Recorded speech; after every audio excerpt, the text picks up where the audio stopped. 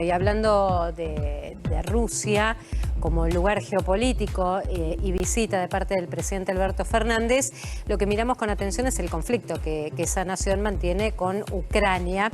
Ignacio Jutic está en línea, él es colega, es periodista, ha vivido en Ucrania y podemos conocer también de primera mano cómo se vive este conflicto. ¿Cómo estás? Buen día, soy Mariana Contartesi.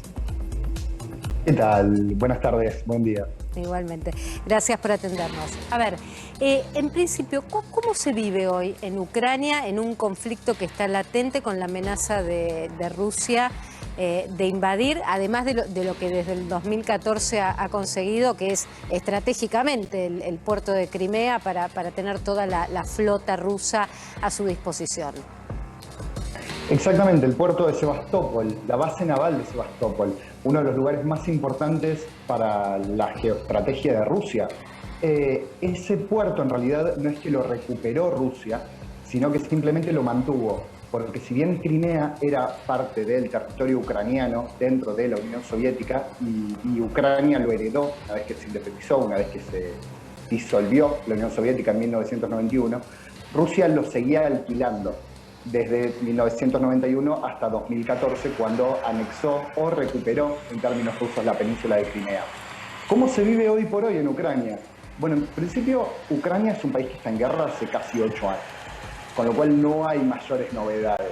Y para el Estado ucraniano, esta guerra es contra Rusia, no es contra rebeldes o grupos armados o grupos o incluso grupos terroristas. Ignacio, es una guerra abierta contra Rusia. La mayoría del pueblo ucraniano, te lo pregunto en estos términos, ¿quiere ser parte de la comunidad europea o no? Porque en parte también entiendo que es parte del debate y que se instaló desde que el premier ucraniano en 2014 había querido incorporar a Ucrania a la Unión Europea. En realidad, desde el año 2019 Ucrania tiene un mandato constitucional, ese año cambió su constitución, sí. Tiene un mandato constitucional para incorporarse a la OTAN, más allá de quién gobierna a la OTAN y a la Unión Europea, más allá de quién gobierna y quién gane elecciones. Y eso da una pauta de cuál es la idea generalizada del pueblo ucraniano. De todas formas, hay que tener en cuenta que en el este de Ucrania hay 2 territorios autoproclamados independientes, con lo cual no sabemos qué es lo que quiere ese porcentaje de la población, ese sector de la población.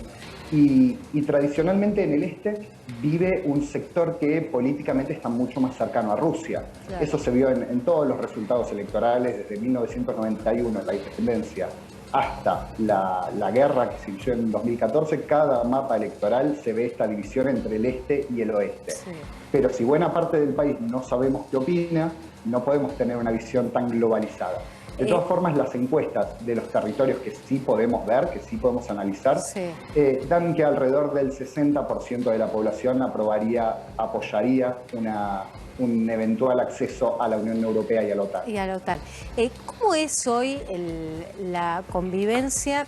Te lo pregunto en términos de subsistencia. Digo, alimentos, medicamentos, el manejo diario de Ucrania, digo, con los 8 años que vos señalabas que ellos están en conflicto.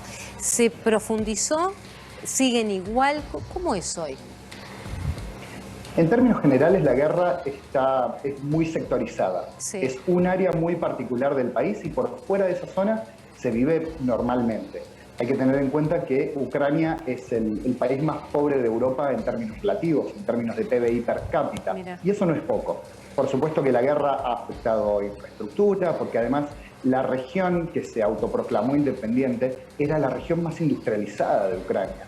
De hecho, según el expresidente ucraniano Petro Poroshenko, Ucrania perdió a partir de 2014 cerca del 25% de su industria, porque todas las industrias, toda la fabricación de industria pesada sobre todo, estaba en el este, en esta región en guerra, mientras que el oeste es una región mucho más agrícola. Pero el oeste, toda esta región más agrícola, no se ve afectada por la guerra. Aún así hemos visto en los últimos días cómo ha aumentado el precio internacional del trigo, porque Ucrania es un gran exportador de trigo. De hecho, se supone que el oeste ucraniano es la región más fértil de Europa. Claro.